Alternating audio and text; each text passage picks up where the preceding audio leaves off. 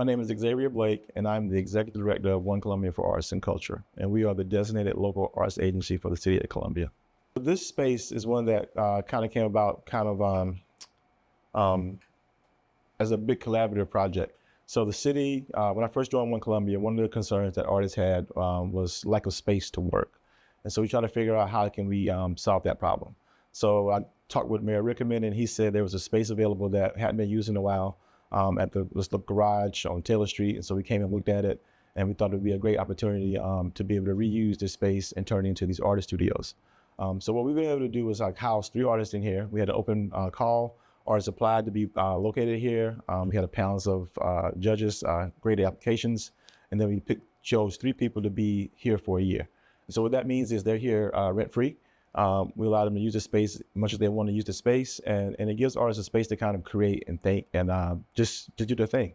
The thing I realized for artists is like a lot of times you want to create, but you don't have opportunities to do that because you don't have the space to do it. So this gives them that freedom to create, to sell their work, and also to be in community with other artists. I think when you're able to sit down and work alongside other artists, it spurs more ideas. So it's a really collaborative space we're able to create with this partnership with the city and our sponsors, our private sponsors that help us be in here.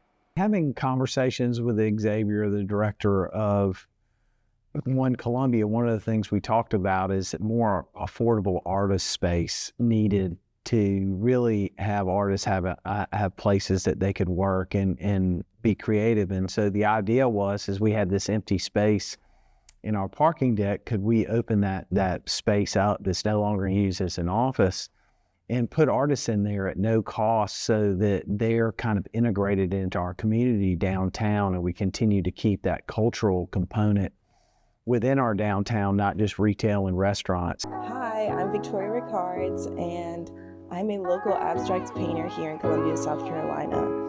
I'd say my painting journey began, I think it's about 2 years now. I've been doing it in this way. I have always been a painter, but I started this style and really getting into it as an adult about 2 years ago. Art is a huge part of my personal expression. I didn't really know what I liked or what I actually enjoyed. I find that I'm very drawn to colors. I like colors a lot. I didn't necessarily know that about myself until I started painting and seeing what colors I'm drawn to. I've also learned a lot about my own personal style. I like to push the boundaries. I like to take up space and command the space. I think because I was a person that was very shy at one point in my life, so having that confidence that art brings me, because people are looking at something that's so vulnerable. What motivates me to draw is the fact that it connects me to my inner child. I think everyone has, that inner child in them, and I find that when you nurture that, you get a lot out of life, especially if you're trying to find yourself. It's easy to go back and think of yourself in your most, pure self. This space is a big benefit for us because I'm very motivated seeing my sweet friends, I don't know what we call them, but my friends in here that I share the space with. It's very fun to see how different we are. We're very, very different, but we all are very true to our voice, and it's nice to see how we're starting to command our space more. I love having a space where you're able to draw on the walls or paint can land on the floor. It doesn't feel so forced or like I'm so contained, having to watch out, not getting paint anywhere. It's nice to have that freedom. Hi, my name is Jordan Johnson. I'm studio artist for One Columbia, and I'm also the leader of the About Face portrait and figure drawing group. I've drawn mostly all my life, especially as a kid. When I grew up, it started to, as usual, you don't do it as much when you grow up.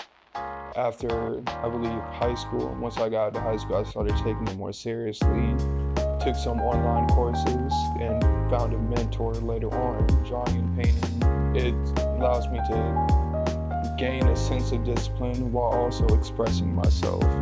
And so far, it's helped me reach out to others when I didn't have that before, and that's been a great experience for me. And to also talk and get to know other people as well. Art is a form of expression, and it has allowed me to express myself to many people.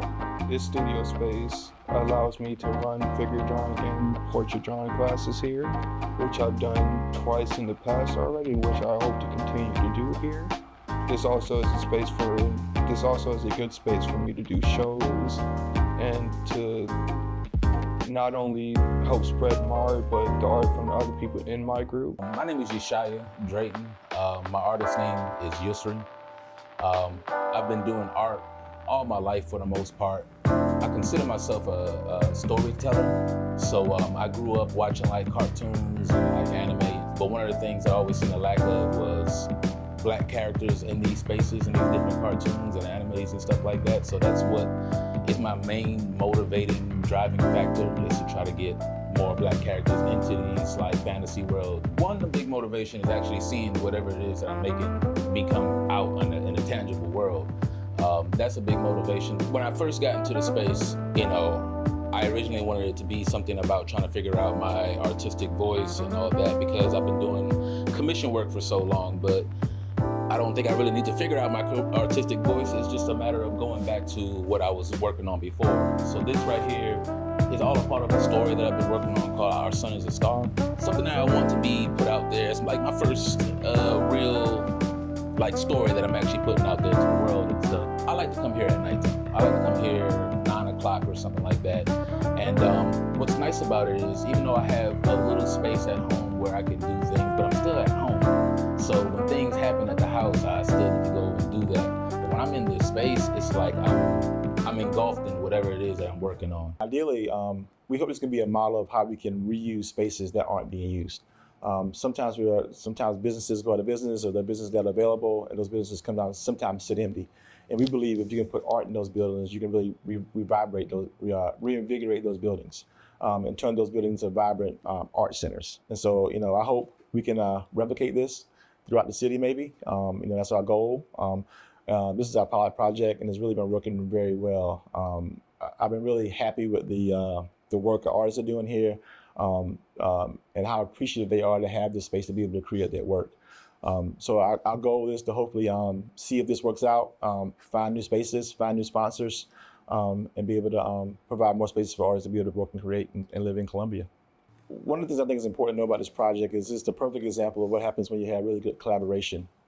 So nonprofit, when Columbia is involved, the city government's involved. We also have some private funders that came in and helped us be able to have this space, a brighter space for our artists. We had Ag First Farm Bank, the Unum Group, and Blue Cross Blue Shield contributed funds to be able to make this space available and free for our artists. And so I think this is a perfect example of how the arts can be funded in the city of Columbia, and how we can think about innovative ways to kind of support our arts and culture community here and grow it through that three-legged model. I think that really works well in this space.